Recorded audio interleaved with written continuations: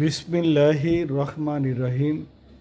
সম্মানিত দর্শক শ্রোতা, আসসালামু আলাইকুম।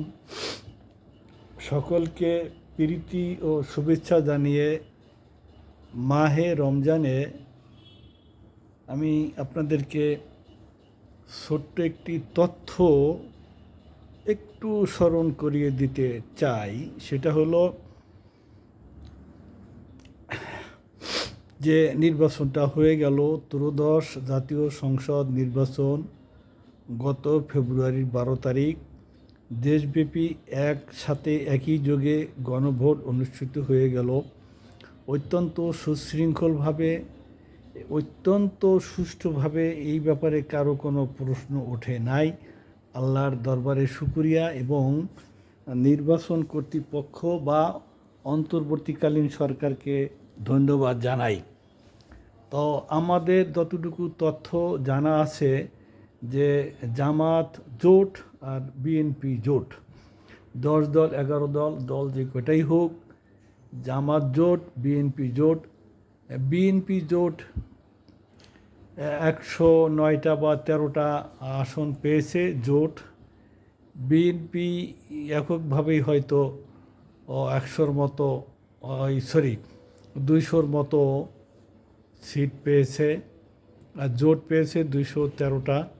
এটা স্বাভাবিক ধারণা, কম বেশি যাই হোক, কম বেশি হইলে ভুল ত্রুটি ক্ষমা সুন্দর দৃষ্টিতে দেখবেন। জামাত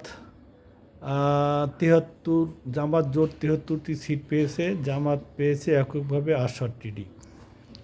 এখন একটা জিনিস আপনারা লক্ষ্য করেছেন যে যেখানে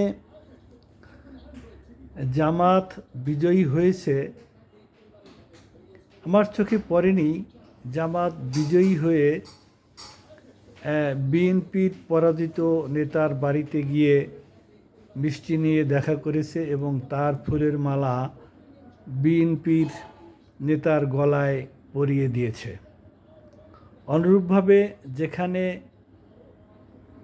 জামাত হেরেছে, সেখানে বিএনপির বিজয়ী নেতা পরাজিত জামাত নেতার বাড়িতে গিয়ে মিষ্টি এবং তার ফুলের মালা জামাত নেতাকে পরিয়ে দিয়েছে।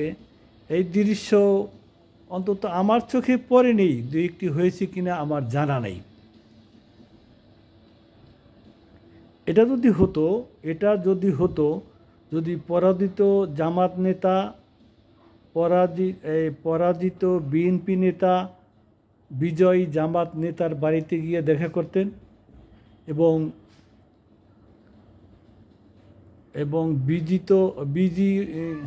বিজয়ী বিএনপি নেতা পরাজিত জামাতের নেতার বাড়িতে গিয়ে দেখা করতেন, এটা হতো সৌহার্দ্য, এটা হতো আন্তরিকতা, এটা হতো হৃদ্যতা, এটা হতো উদারতা। আমার চোখে এটা পড়েনি, কিন্তু আমি দেখেছি যেখানে জামাত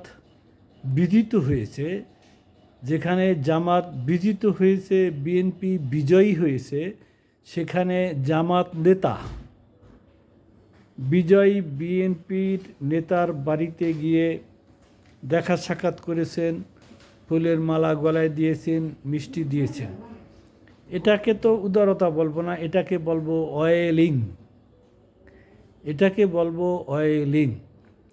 তো আমার কথাটা কতটুকু শক্ত হলো না ভালো হলো, কোনটা উদারতা এবং কোনটা অয়েলিং, আশা করি আপনারাও এইভাবে চিন্তা ভাবনা করবেন। তবে আমরা উদারতার চাচ্ছি, আমরা অয়েলিং চাচ্ছি না।